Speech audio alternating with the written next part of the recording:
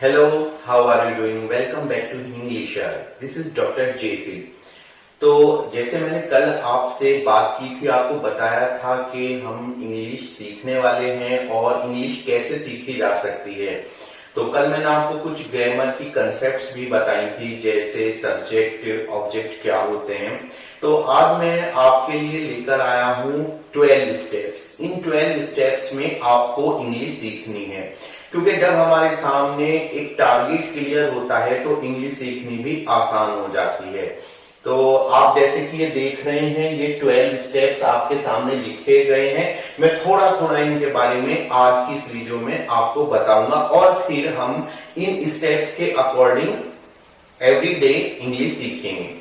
तो गाइस आइए शुरू करते हैं। वो 12 स्टेप्स कौन से हैं? तो सबसे पहला स्टेप आप इसमें देख रहे हैं वो है वोकैबुलरी। वोकैबुलरी का मतलब होता है शब्द भंडार या शब्दावली, यानी आपको इंग्लिश के कुछ एसेंशियल और जरूरी वर्ड्स तो पता होने ही चाहिए, जिनके बिना आप इंग्लिश बोल नहीं पाएंगे, समझ नहीं पाएंगे। लेकिन उसमें घबराने की बात नहीं है। वोकैबुलरी भी दो तरह की होती है, बेसिक और एडवांस।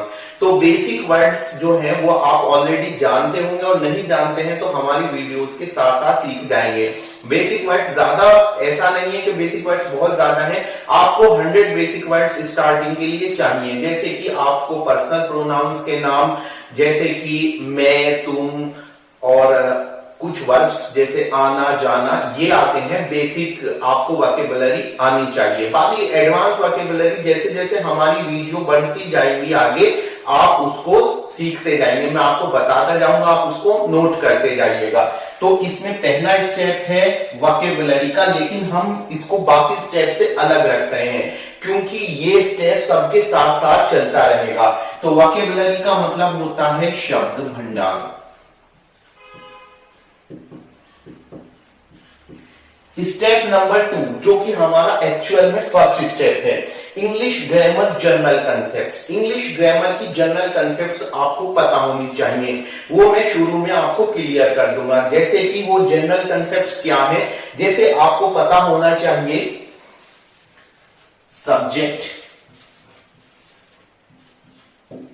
ऑब्जेक्ट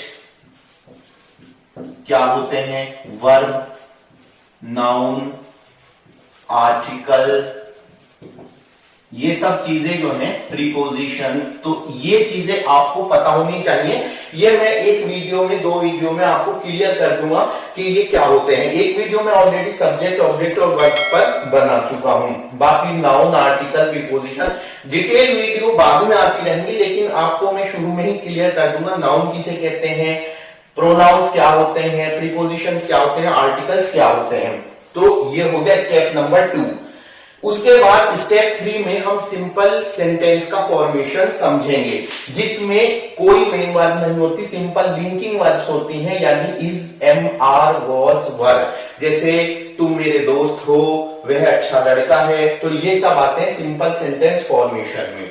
उसके बाद स्टेप 4 में हम टेंसेस सीखेंगे। टेंसेस जैसे कि आप जानते हैं और मेरी वीडियो भी है, आप अभी से भी प्रैक्टिस करना स्टार्ट कर सकते हैं टेंसेस के बारे में। टेंसेस टोटल 3x4 यानी टोटल 12 टेंसेस होते हैं, तो 12 टेंसेस आपको सीखने हैं। और एक्टिव पैसिव वॉइस, उसके बाद हमारा स्टेप 5 है एक्टिव पैसिव वॉइस है। स्टेप 6 है हमारा इंफिनिटिव, जीरंड और पार्टिसिपल। एक्टिव पैसिव वॉइस क्या होती है, ये सिर्फ सेंटेंस को लिखने का तरीका होता है, तो कोई ज्यादा परेशान होने वाली बात नहीं है। इंफिनिटिव, जीरंड और पार्टिसिपल ये आपको अच्छे से समझने होंगे, क्योंकि इनके बिना आपको थोड़ा एडवांस लेवल की इंग्लिश समझने में परेशानी होगी और लिखने और बोलने में भी। नेक्स्ट हम चलते हैं मॉडल वर्ब्स की तरफ। मॉडल वर्ब्स का मतलब होता है, जैसे हिंदी में हम चाहिए, सकता, इस तरह के सेंटेंस बनाते हैं, तो वो इंग्लिश में मॉडल वर्ब की कैटेगरी में आते हैं। मॉडल वर्ब कौन सी होती है, कुछ मॉडल वर्ब्स के नाम जैसे आप मुझे बता सकते हैं, जैसे विल, शैल, मे, माइट, ये सब जो है मॉडल वर्ब्स हैं। उसके बाद स्टेप 8 है हमारा कंडीशनल सेंटेंसेस। कंडीशनल सेंटेंसेस का मतलब होता है शर्त वाले वाक्य। शर्त, अगर ऐसा है तो ऐसा है, अगर वह आ जाएगा तो ऐसा हो जाएगा। अगर तुम मुझे पैसे दे दोगे तो मैं बिजनेस स्टार्ट कर दूंगा। अगर तुम कल आ जाते तो मैं तुम्हारी मदद कर देता। तो ऐसे सेंटेंसेस कहलाते हैं कंडीशनल सेंटेंसेस। नेक्स्ट स्टेप, हमारा जो 9th स्टेप है वो है कॉजेटिव सेंटेंसेस। कॉजेटिव सेंटेंसेस भी जरूरी है, क्योंकि आप कॉजेटिव सेंटेंसेस की नॉलेज के बिना ऐसे सेंटेंस की इंग्लिश नहीं बना सकते जैसे कि उसने मुझे बहुत रुलाया। तो इसमें क्या है कि कॉजेटिव सेंटेंस यूज हो रहे हैं। तो कॉजेटिव सेंटेंसेस भी इंग्लिश लर्निंग का एक बहुत इंपॉर्टेंट स्टेप होता है। उसके बाद हम ग्रामेटिकल मूड्स को पढ़ेंगे। ग्रामेटिकल मूड्स का मतलब होता है कि जैसे कि हम डिफरेंट टाइप के सेंटेंसेस पढ़ेंगे कि इंपेरेटिव सेंटेंसेस क्या होते हैं, किसी को आज्ञा देना, जैसे कि मुझे पानी दे दीजिए, या किसी से कुछ मांगना। तो इस तरह के सेंटेंसेस जो आते हैं वो इंपेरेटिव होते हैं। तो इंपेरेटिव की स्टडी करेंगे हम इसके अंतर्गत। और ऑब्जेक्टिव सेंटेंसेस, ऑब्जेक्टिव जैसे कि उसकी आयु लंबी हो, तो जैसे किसी को हम दुआ दे रहे हैं या इस तरह की, तो वो ऑब्जेक्टिव मूड होता है। तो ग्रामेटिकल मूड में ऑब्जेक्टिव मूड और इंपेरेटिव मूड, बाकी वो हम डिटेल में ग्रामेटिकल मूड्स का चैप्टर अलग रहेगा।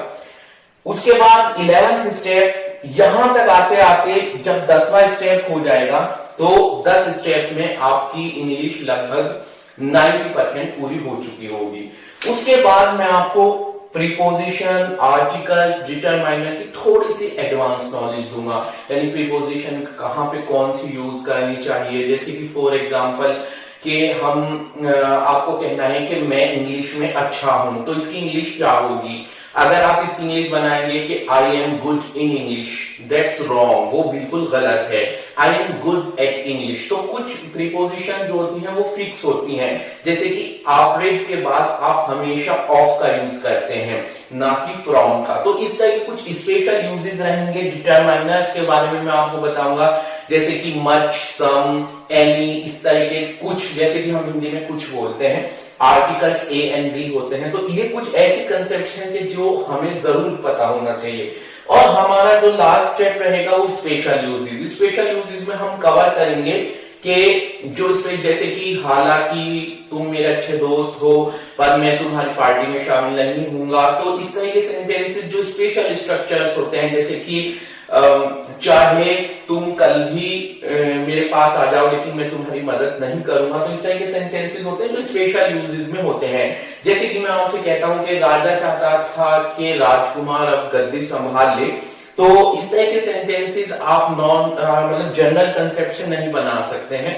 तो आपको कुछ स्पेशल यूजेस बताऊंगा मैं। तो इस तरह ये हमारा 2 महीने का कोर्स है, जो कि 2 महीने में यानी 60 डेज में फिनिश हो जाएगा। ये बेसिक कंसेप्ट्स रहेंगे आपको, और मेरे 2 वर्जन चलते रहेंगे। एक में मैं आपको जो जनरल नॉलेज यानी कि सामान्य जो आपकी इंग्लिश की बेसिक कंसेप्ट है वो क्लियर करके चलूंगा, और साथ में डिटेल्ड हम वीडियोस बनाएंगे। तो गाइज आपको ये सारे स्टेप्स लेके चलने हैं। तो हम इसमें स्टार्ट करने वाले हैं स्टेप 2 से, यानी ये सेकंड स्टेप जो है हमारा, जिसमें हम इंग्लिश ग्रामर की जनरल कंसेप्ट समझेंगे। नाउन, प्रोनाउन, वर्ब, ये सब समझेंगे। सब्जेक्ट ऑब्जेक्ट वर्ब पर मैं ऑलरेडी एक वीडियो बना चुका हूं, तो वीडियो आप देख सकते हैं। तो गाइज आप हमारे साथ जुड़े रहिए, और आपको बस हमारे साथ ये 60 डेज का सफर पूरा करना है। उसके बाद आप फ्लुएंटली इंग्लिश सीखने लगेंगे। वीडियो अच्छी लगी है तो लाइक और शेयर कीजिए, चैनल सब्सक्राइब कीजिए। मिलते हैं नेक्स्ट वीडियो में। Thank you very much.